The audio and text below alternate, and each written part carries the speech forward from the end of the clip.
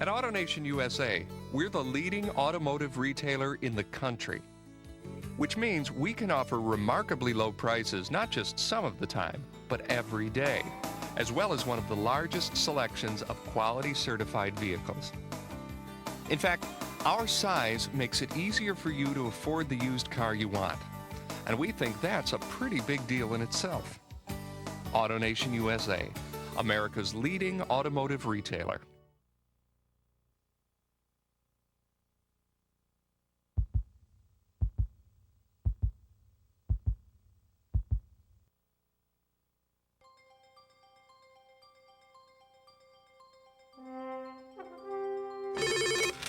Hello. It's great to be part of the National League. It seems like just yesterday when anxious fans learned that Major League Baseball was coming to South Florida, when the Florida Marlins were officially welcomed into the National League, and the fun was just beginning.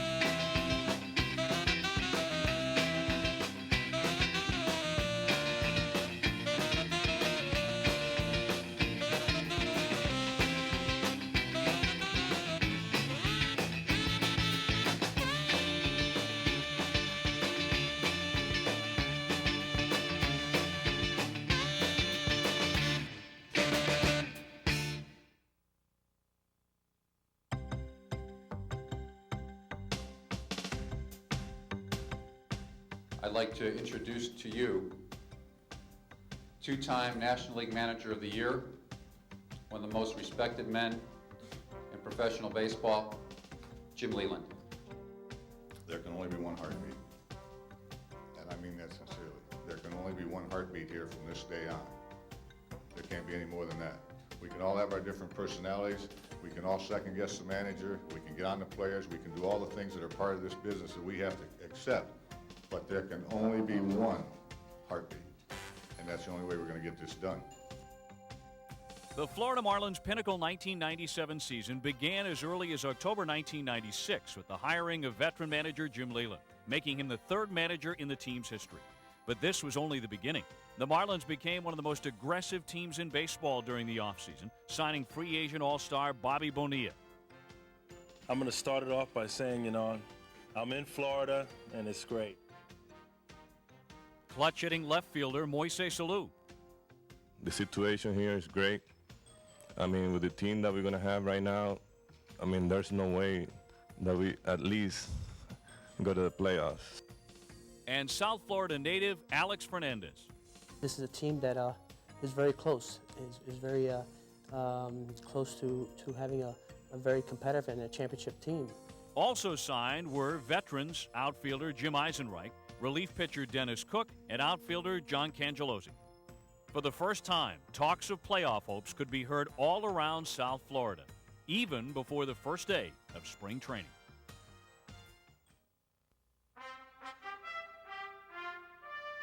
With spring training came a new excitement to the ball club. The Marlins had built a playoff-caliber team, and no one was more enthusiastic than the players themselves. The moves that we made this offseason should make us a lot stronger team, and hopefully we're going to be in a position where, the end of September, we're in the hunt for the postseason play. We have the names, we have the numbers that's out there to say these are good ball players, but we all got to come together as one, as a team. Today was the start of what everybody was expecting, and that's the start of this wonderful season that everybody's anticipating. New faces and old, the talent was indeed there. The only question now was, could they bring it all together in time for opening day?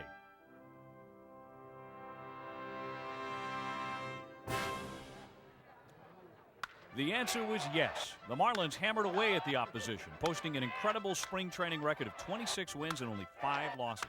As the new-look Marlins sharpened their skills for the regular season, hungry fans prepared themselves for what was guaranteed to be an unforgettable opening day. Welcome to the 1997 baseball season, everybody, as this season of sky-high expectations is just seconds from getting underway. You want to talk about a gorgeous afternoon, a sun-kissed day in South Florida with low humidity and baseball in the air. The 1-0 pitch, swung on and a fly ball, pulled deep into the left field corner. That ball's a rocket, and that ball is out of here. A home run for Moises Alou.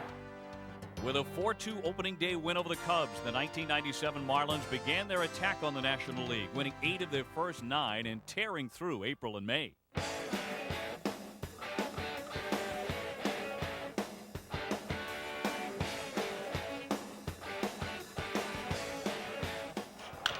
Renteria hits a looping fly ball. There's Dion, and there's Reggie. A collision, and the ball got by him.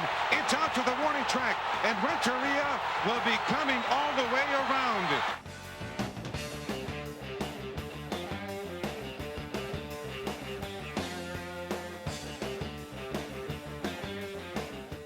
Here comes a pitch.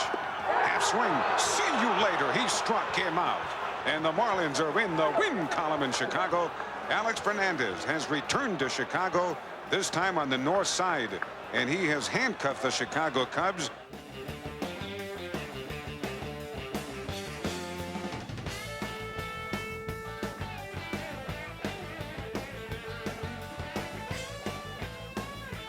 There's a swing and a long line drive, pulled deep into the left field corner. Did he win it? He did! Conine wins it with a home run in the bottom of the ninth. How do you like that? The Marlins win it 2-1. Conine battling the flu today. He felt awful before the game. Well, he feels wonderful now.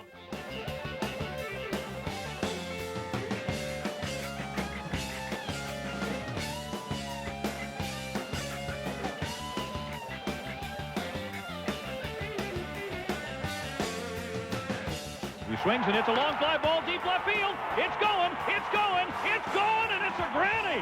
A grand slam from Moises Alou. Could he be any hotter? And the Marlins lead it 4-0.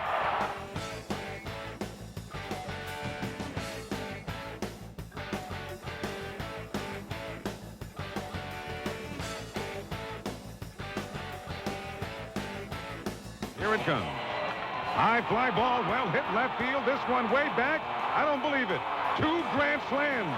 Gary Sheffield, you can wave it bye-bye. The Marlins have hit their 2nd grand slam of the game, and they've gone ahead. It's 8-7 Florida.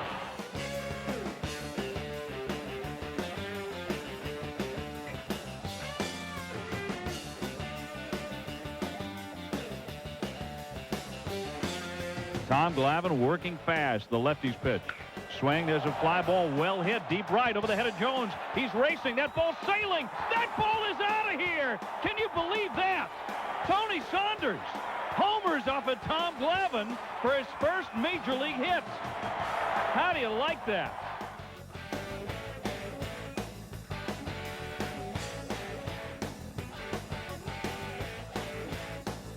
And here comes a pitch. Swing and a drive out toward right center. There's nobody out there. It's on the grass. It's on the warning track. It's heading for the gap. Alou heading for home. He's coming home, and there'll be no relay. And Bonilla has tied it up. Here comes a pitch. Fastball bounced toward third and over the glove of Tim Bogart. Here's Arias coming in to score, and the Marlins are in the win column. The Marlins were one of the hottest teams in baseball, and even with injuries to key players Gary Sheffield, Devon White, Al Leiter, and Tony Saunders, the team managed to post an impressive record at home and put together a 10 out of 11 game winning streak in May, including an important road sweep of the Atlanta Braves. There's a swing and a high deep drive to right. He crushed it. That ball is gone, and it's a grand slam for Bobby Bo. His first Marlin homer. He got it all. Bonilla said before the game, look out there to that 390 marker. That's where a real man will hit it. And he did. Bobby Bonilla touching them all. 8-2 Florida. CJ with a long deep drive to center. Lofton on his horse. He looks up, and that ball is out of here. A 2-run homer. The Marlins are going hog wild in Atlanta. They run the score to 10-2. The Marlins have homered 3 times in a ballpark we were told the ball was not carrying in May. The Marlins proved to be brave killers in the month of May, winning 3 out of 4 from the National League champs.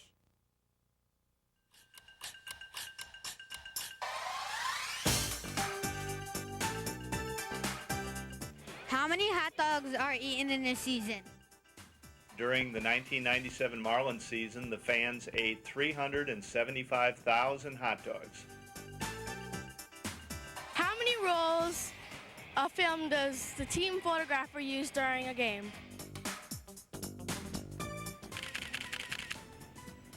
Hi, my name's Dennis. I'm the team photographer. On any given day, we shoot 8 to 12 rolls of film, depending on how much pregame activity there is. How many balls do the Marlins go through in the season? How many baseballs we use in a season? We use approximately 3,300 to 3,400 dozen baseballs. What was the longest home run ever hit in the Pro Player Stadium? Longest home run ever hit. Well, it happened on May 31st of 1997. Colorado Rockies first baseman Andres Galarraga, before a national television audience on Fox, hammered one, tomahawked one, blasted one high into the upper deck. I think it was section 413, and the distance was 529 feet. What was the most popular item at the souvenir stand this season? The baseball cap. We sell anywhere between 5,000 and 10,000 baseball caps each year with the Marlins logo on it. How many bats do the Marlins go through in a season? Including spring training, we are budgeted for 250 dozen. How many foul balls were hit this season? Our crack staff here at Baseball Information, who has to count each and every foul ball, has come up with 8,892. That's what we project each season, and we're pretty much on target this year, close to 9,000 foul balls.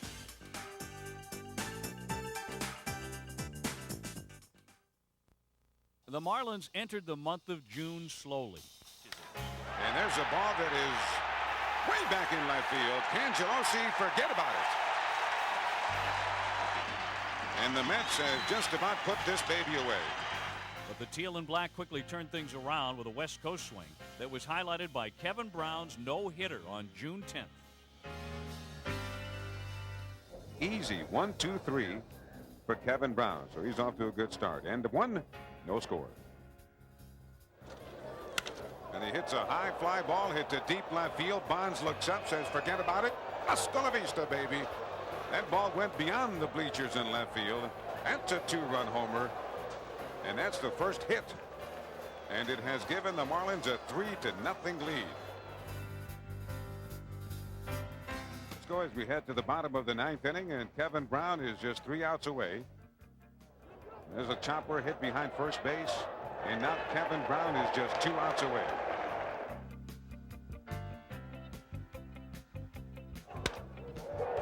One hop to Renteria.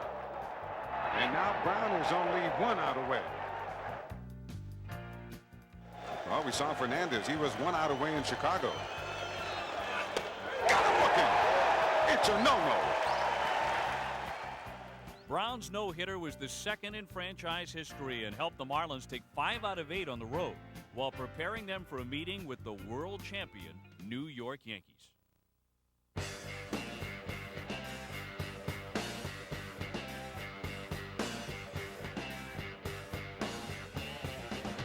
1997 marked the first season of interleague play in baseball, a move that sparked new interest in the game and created some new rivalries as well. With the world champs came the rain, and lots of it.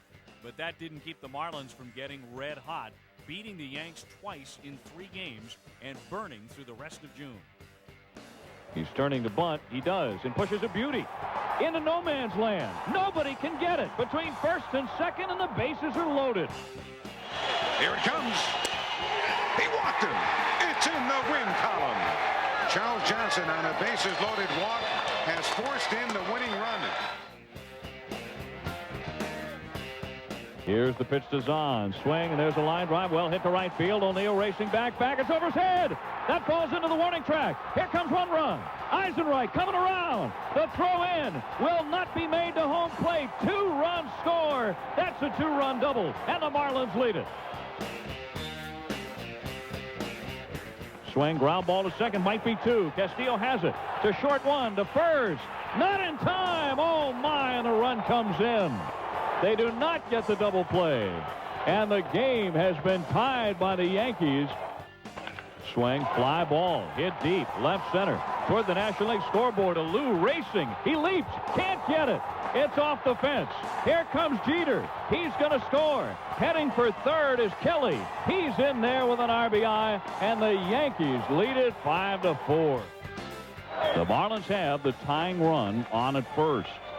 In the ninth, the pitch.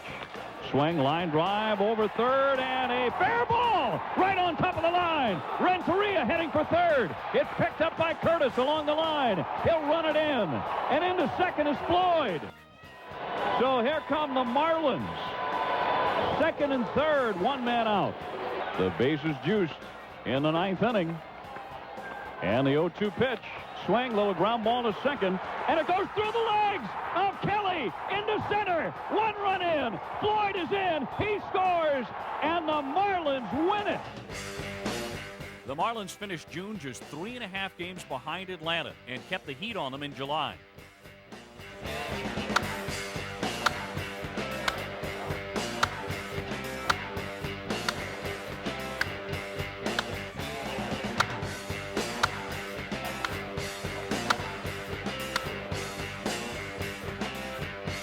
There's a swing and a miss here at Tiger Stadium in Detroit. The Marlins are in the win column again. They have won the first of a 3-game series by a score of 7-3. He hits it deep. He hits it far. Look out the roof. Did that clear the roof? It did. The roof. That ball went over the roof in right field. My goodness. Oh, wow. Wow. Bobby Bonilla with a bases empty home run. Boy, you talk about waving it bye-bye. Hasta la vista, baby. He got him. And he got him on some good heat. And the 1-2 pitch on the way. He struck him out. That is number 7 for Fernandez. Marlins are ahead 2-1, bottom of the 9th inning. And the 1-0 pitch. Popped him up. This could do it. There's Conine. There's Castillo. And the Marlins are in the win column in Montreal. Alex Fernandez ending it by retiring 16 in a row.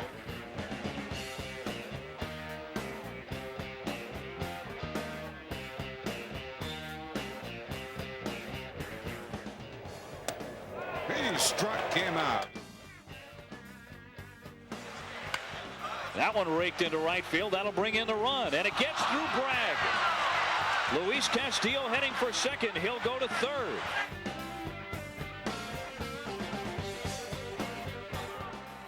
And here it comes. Swing and a miss. He struck him out. And in Boston, the Marlins are in the win column.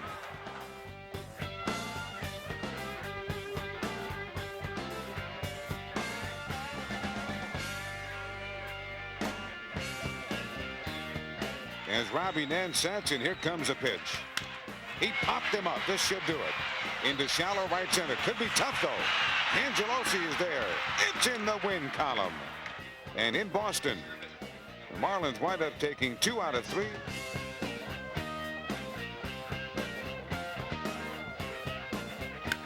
He hits a high drive down the left field line. Will it stay fair? And that ball is out of here. Gary Sheffield with his 10th has knotted the score at 1. That one drilled. Did he get another one? That one's going. That's gone. A 3-run homer in the same inning he started with a solo homer. In this inning, he's got 4 runs batted in and 2 homers.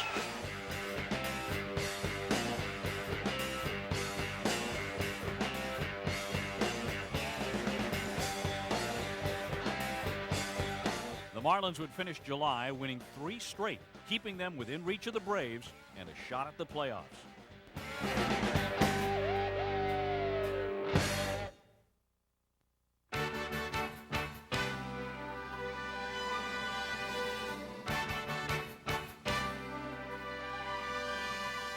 One of the keys to the Marlins' success this season was the play of all-star catcher Charles Johnson. A Florida native, Johnson makes his home in South Florida with his wife Rhonda and their dog Shaq. Let's take a closer look at this 3-time Gold Glove winner as we go inside a day in the life of Charles Johnson. Hey guys, come on in.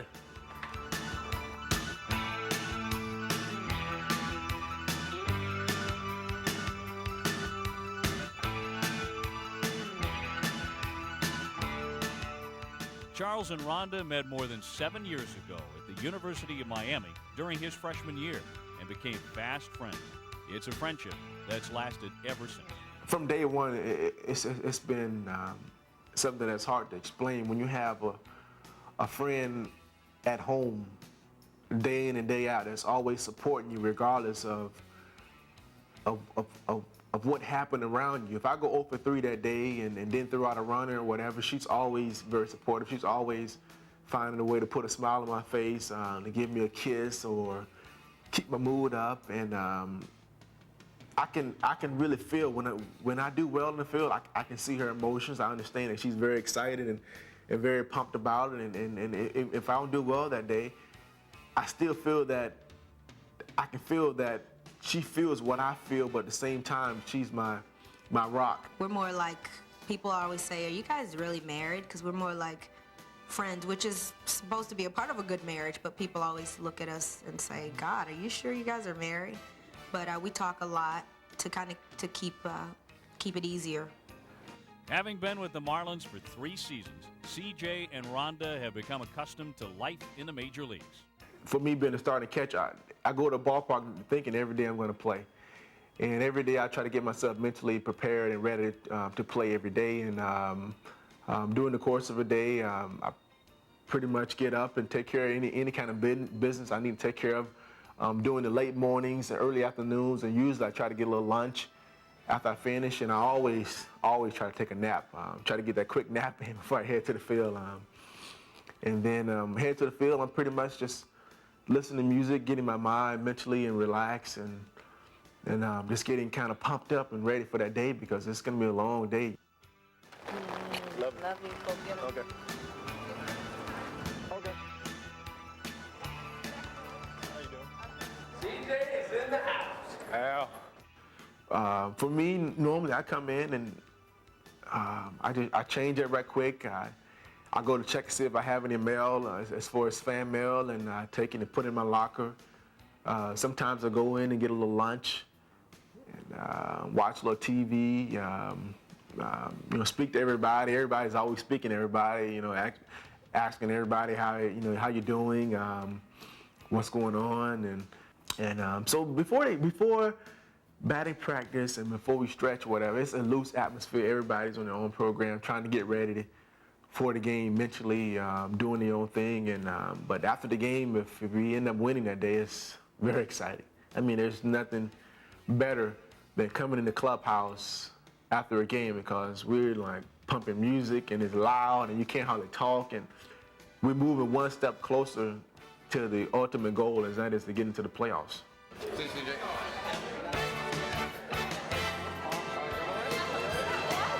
Well, I guess we heading on in. Gonna start a new day tomorrow. Same old thing. Same old routine again. Take it easy now.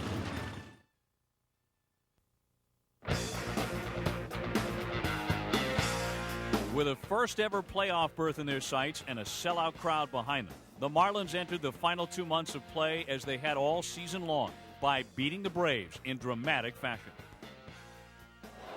Base hit right field. It's in the win column. Do you believe it? He's 4 for 4. Do you believe this? Dennis Cook, a pitcher, as a pinch hitter, has won it in the bottom of the 12th inning.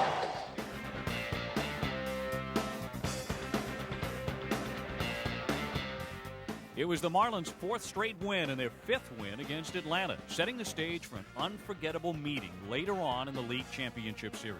The Marlins would defeat the Braves in 3 out of 4 and go on to sweep Houston at home, kicking off a very hot August in South Florida.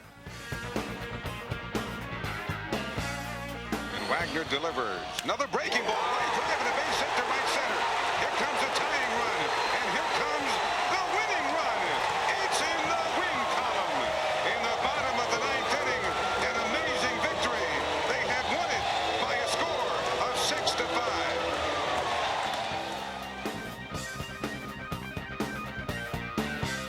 August was also a month for milestones. On August 15th, Devon White collected his 29th career leadoff home run, moving him to 4th on the all-time list. Way back, you can wave it bye-bye, Devon White. And the Marlins have jumped to a 1-0 lead. On the 24th, Craig Counsell connected for his first Major League home run, a grand slam against the St. Louis Cardinals. Look at this. Look at this. Look at this. It's a grand slam. Counsell, a grand slam. And it's a 6-0 Florida lead. Unbelievable. Counsell became the 3rd player in the majors this season to hit a grand slam for his first Major League home run. Counsell joined the Marlins in late July, a week after the team acquired veteran Darren Daulton. It was a pivotal move that proved to be the missing piece in the Marlins' well-put-together puzzle.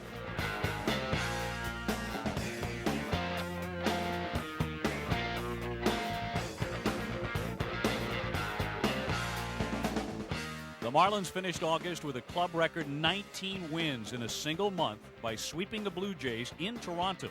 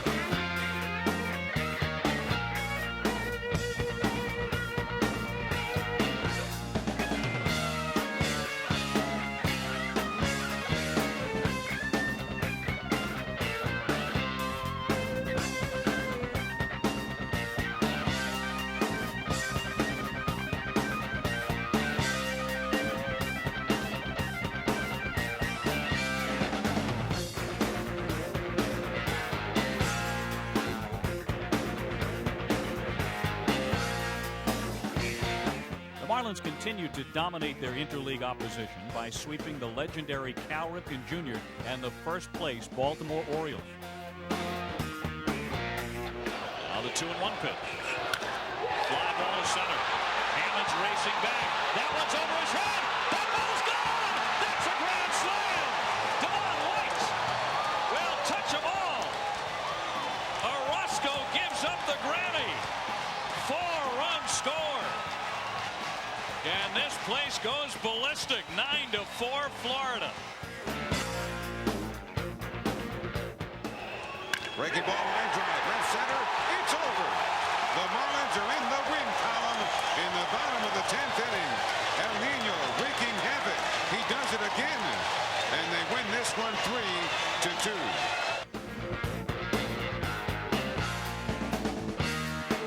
And that ball is well hit to left field. He might have done it. Way back, way back. Hit by Gary Sheffield. He did it.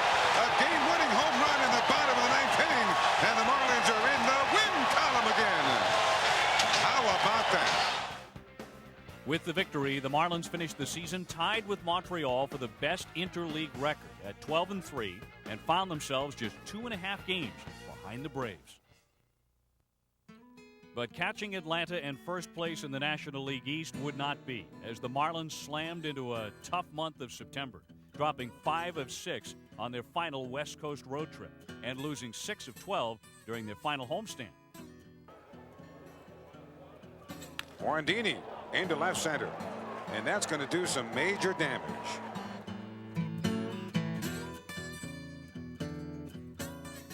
With the wild card berth within reach, the Marlins hammered away, increasing their lead on the New York Mets and coming one step closer to making franchise history.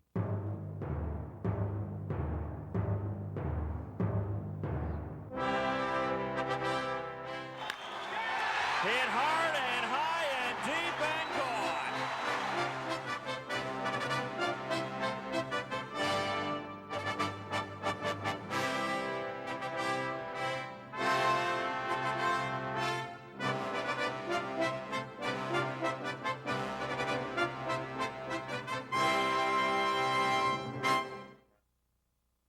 Then, on September 23rd versus the Montreal Expos, just 6 games before the end of the regular season, the waiting was over. The Marlins achieved what was expected of them all season long. They had finally reached the postseason. We got it done, and hopefully things better are yet to come. We look forward now to the playoffs, Jimmy. This club could go all the way. I don't think there's any question about that. We got as good a chance as anybody did. The team accomplished a lot this year under some difficult circumstances, and I'm really proud of everyone here. We were expected to get here. We finally got here, and it feels great to be here. Just 5 years since the inaugural game, the Florida Marlins were walking through the postseason door and into the playoffs faster than any team had before. Marlins fans were about to experience baseball in October. Palm trees, beaches, barrel tile roofs, unusual surroundings for baseball's traditionally chilly postseason. But this was the postseason debut of the Florida Marlins, and they were far from your usual baseball franchise. With their talented collection of all-stars, rookies, newcomers, and seasoned veterans, the wildcard Marlins left their best-ever regular season behind and set their sights on the San Francisco Giants and the National League Division Series. Less like a 5-year-old expansion franchise and more like a veteran playoff team, the Marlins showed their muscle and made quick work of the Giants, sweeping them in 3 in their best-of-5 series. In just their 5th year, the Marlins had made it to and won a playoff series faster than any other baseball team in history. The Marlins' victory earned them a trip to the National League Championship Series and a date with the Atlanta Braves.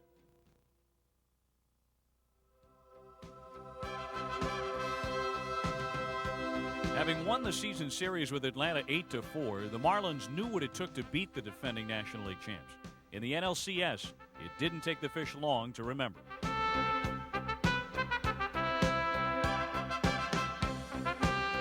The Marlins and Alex Fernandez dropped Game 2 7-1. But even more disheartening was the loss of Fernandez to a partially torn rotator cuff. he would not pitch in the 1997 postseason again. I feel bad for the organization and for the team because I feel sometimes I let them down now that I'm not there for Game 6. But obviously, you could try so much, you could try to do so much, and it's time to get it ready. You know, I'm down, but I'm not out. With the series tied at 1 apiece, the scene shifted to South Florida, where the Marlins bounced back in Game 3, beating John Smoltz, who to that point had compiled a 10-2 career postseason record. In Game 4, Denny Nagel silenced the Marlins' bats, pitching a dominating 4-hit shutout. With Kevin Brown sidelined by a stomach virus, Jim Layland had to once again call upon rookie Livan Hernandez to deliver big and on one day's rest. This time against 4-time Cy Young Award winner Greg Maddux. And deliver he did, striking out a record-breaking 15 batters in a 2-1 classic. Here comes the pitch. Off speed, got him looking. Strike 3 called. Hernandez, 15 strikeouts. The Marlins are in the win column.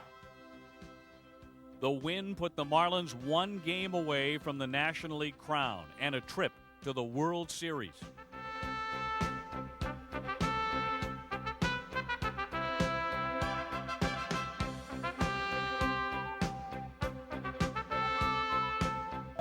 We don't want to wait for tomorrow. We got to have it tonight. Tonight's the night. And I'm a state representative here in Georgia, and Southern Hospitality, we invited him up for 2 games. And he should stay tomorrow night. With Games 6 and 7 scheduled in Atlanta, the Marlins needed a determined Kevin Brown on the mound and in the dugout. Game 6 turned out to be yet another classic, with Brown pitching a complete game and the Marlins clinching the pennant with a 7-4 victory. And the 2-2 pitch. Hit hard by Brown, scooped up by Counsell to Renteria, and it's over. Great play. So after just 5 years in baseball, the Florida Marlins were headed to the World Series. Well, you know, we came in with a lot of confidence, and like we said back then, we're going to party at this stadium, and we're going to break it in. It's a new stadium, and you couldn't ask for a better feeling. You almost can't describe on how you feel. It's one where it's almost just surreal. You feel so good by what's been accomplished for everybody because everybody's put so much hard work into it. Just talking about all the planning that started taking place in August to try to be in the World Series if we were there, and all of a sudden it comes into fruition. You go back 6 years when we started and played 5 years ago, and it's just a feeling that that everybody just it pulls together, pulls a community, an organization, and just sheer joy. To see everything happen like Alex and I have seen, to see all the players go through the clubhouse, you know, this is why we all play. Let's get to the World Series, and now we're going. It's fantastic for our organization, all the people back home, all of our fans, our season ticket holders, and of course the players. I mean, it's just unbelievable. Our scouts, our player development people, this is what it's about. We're going to the World Series. South Florida, home to professional baseball since 1888, when the Washington Nationals first held spring training here. It would be more than a century until it was home to the Fall Classic. Not only did the state's first World Series bring out the Florida faithful, it also brought about a series of stark contrasts. Of hot and cold. Of young franchise and old. Of Cy Young Award winners and rookie sensations. In a seesaw battle that would see below freezing temperatures, the second most runs allowed in a 7-game series, and the most bizarre 9th inning in postseason history, it would be the 5-year-old Marlins with their unique mix of players who would bring the championship home to the warmth of South Florida.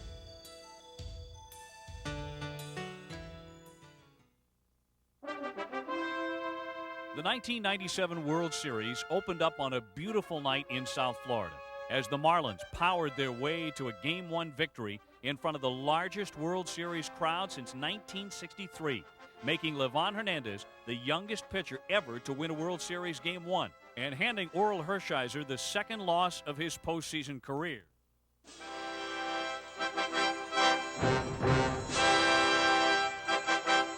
Game 2, pitcher Chad Ojay and the hard-hitting Indians tied the series, sending it to Cleveland and chilly Jacobs Field.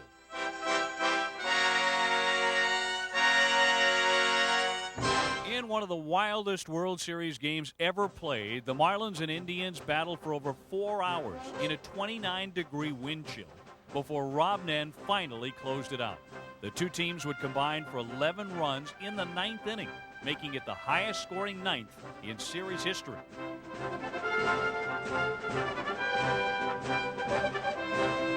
As the snow fell in Game 4, so did the Marlins, with rookie Jarrett Wright holding Florida to just 3 runs.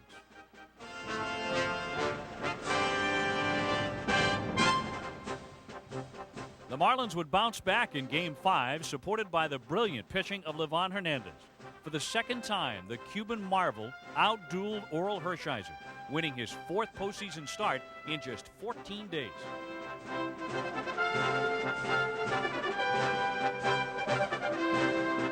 The Marlins were happy to be headed back to warm South Florida with a 3-2 lead.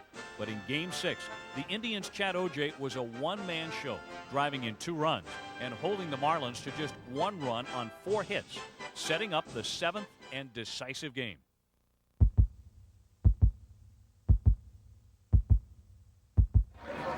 Game 7, baby.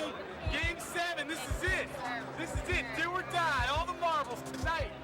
Tonight, the Marlins take their first World Series championship home. Game 7. In the vocabulary of sports, no 2 words carry as much weight and mean so much.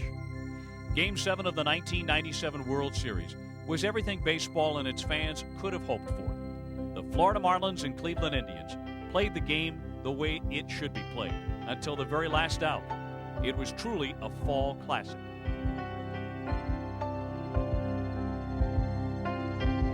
The 2-1 home. Swing, line drive, and that's going to float into center for a base hit. That brings in Tomei. Here comes Grissom rounding third. He's in to score, and it's 2-0 Cleveland. The Indians, on a 2-run single by Tony Fernandez, have just taken the lead in World Series Game 7. Swing, and there's a drive. High and deep to right. Oh, baby, he hit it a mile, and the Marlins are on the board. That's a home run for Bobby Moe. On the first pitch he sees in the bottom of the 7th, the Marlins break up the shutout.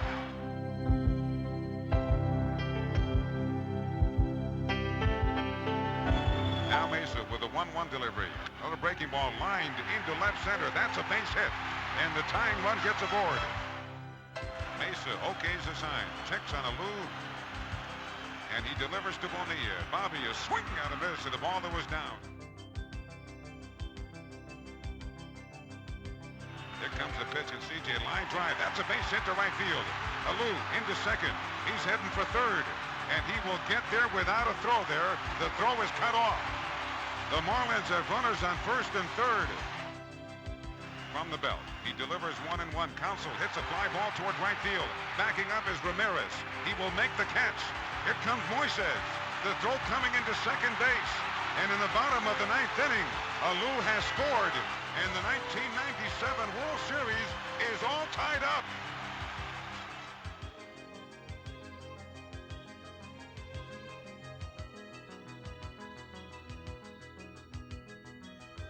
As Bonilla waits, and here's the 0-2 pitch. Low ground ball up the middle. Base hit to right center. Marquise Grissom coming in to field it and gets it back into second base. Bobby Moe gets on base. He's the winning run. Nice squares and bunted. Airborne caught by Nagy. And the throw to first. Too late to get the double play. Bonilla barely got back. And now the right-hander Nagy again delivers. Counsell, old ground ball out towards second base. Fernandez had the ball get by him. That ball got under his mitt. Bonilla racing to third, and he goes in there sliding. Jim Eisenreich is going to be walked intentionally. With runners on first and third, it'll give the Marlins a bases-loaded situation, and it will give Devon White a chance to be a hero. Nagy at the belt delivers. Devo, low ground ball towards second. Fernandez coming home. Out at the plate, and that's all they get.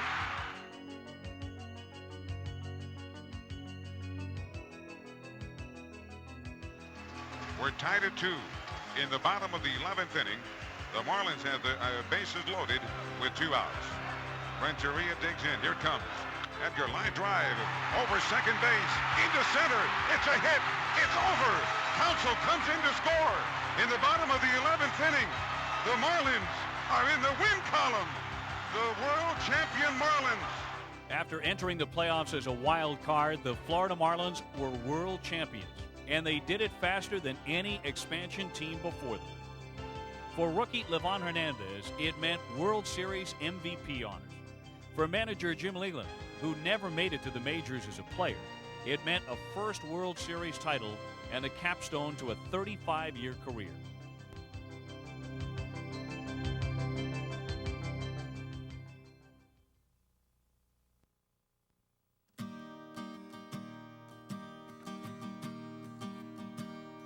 Some dreams live on in time forever.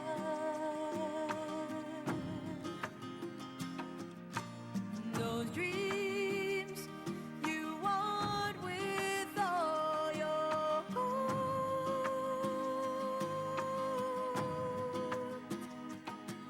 And I'll do whatever it takes. Follow through with the promise I made. Put it all on the line. What I hope for at last would be mine. If I could reach higher, just for one moment touch the sky. From that one moment in my life, I'm gonna be stronger. Know that I've tried my very best and put my spirit to the test. If I could reach,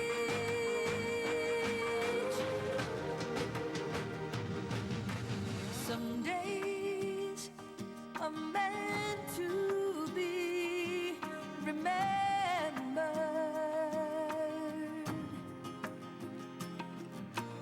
Those days we rise above the stars.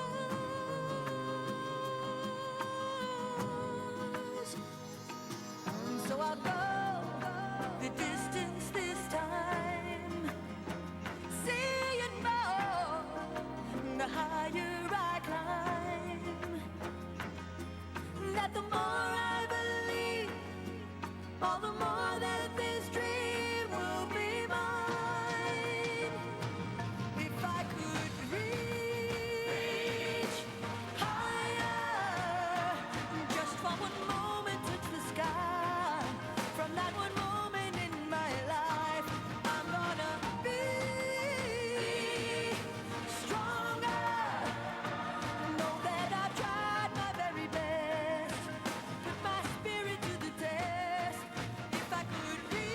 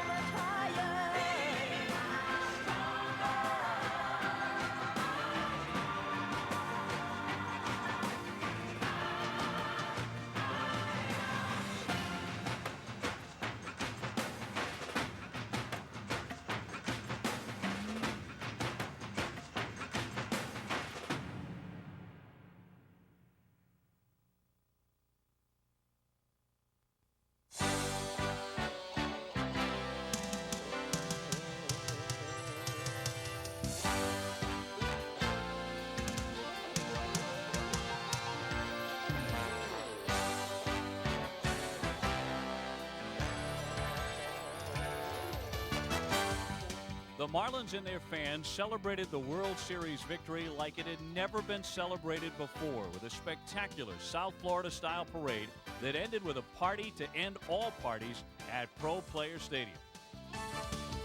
Are you ready, South Florida? ¿Están listos, South Florida? Then everybody please welcome our 1997 World Champions, the Florida Marlins!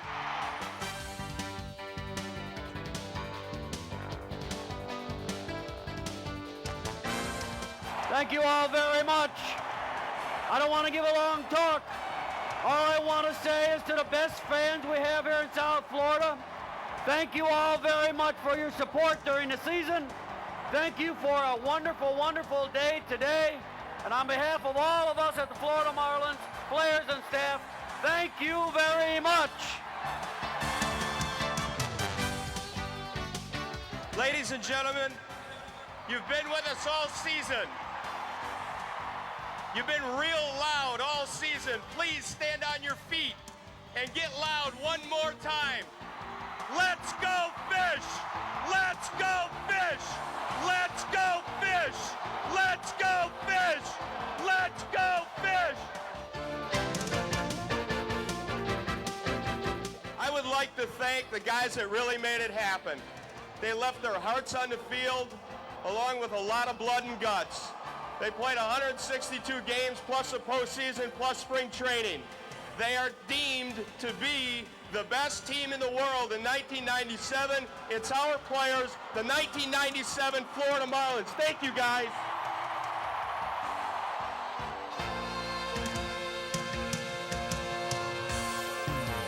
And that's what we are tonight.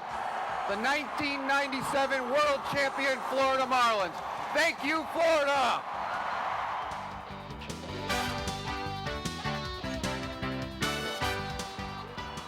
Ladies and gentlemen, on such a glorious occasion,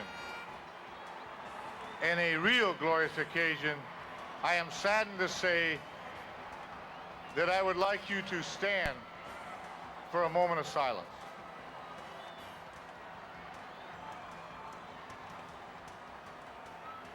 I would like you to join me and count to 3. 1, 2, 3. I feel good.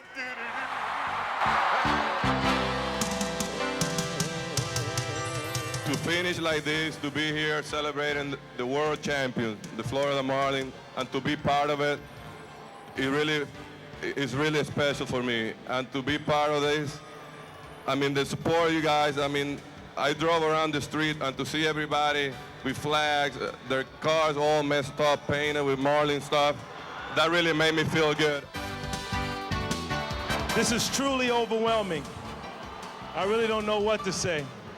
It's been a blur all day, and I'm finally coming down from all this. But South Florida, you know how to give a party, and you know how to do it right. Isn't this thing right here a thing of beauty?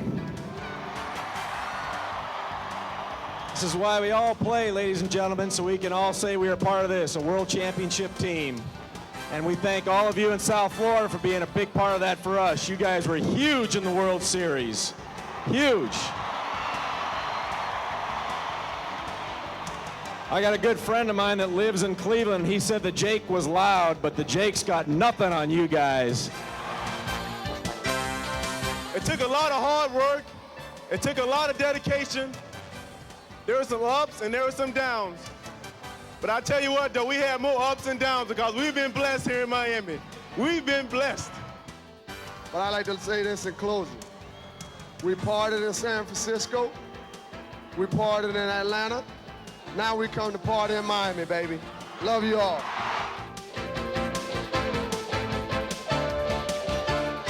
"5 years and a World Series title. In 1997, the Florida Marlins proved they were the best in baseball and truly the champions of destiny. Here we go now.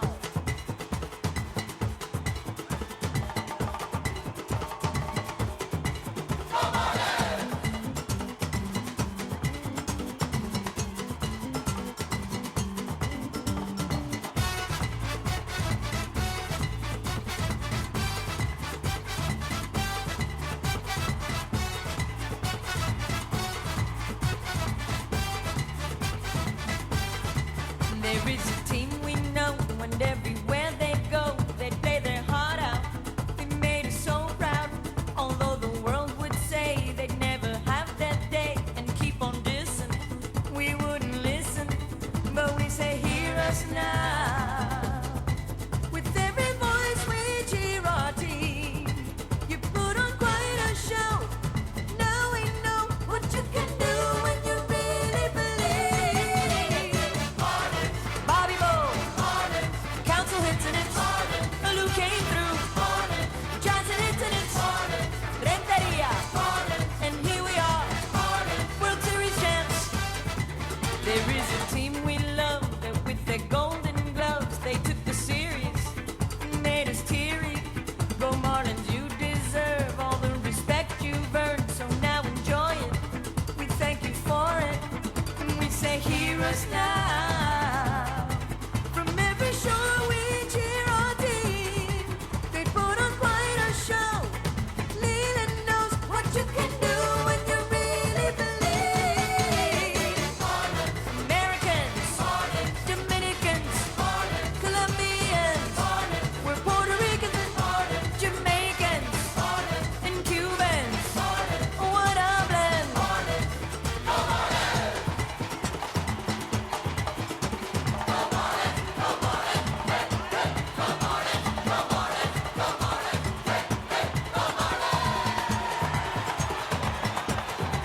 A lighter held them back, the pitches stayed on track, the fish were jumping, our hearts were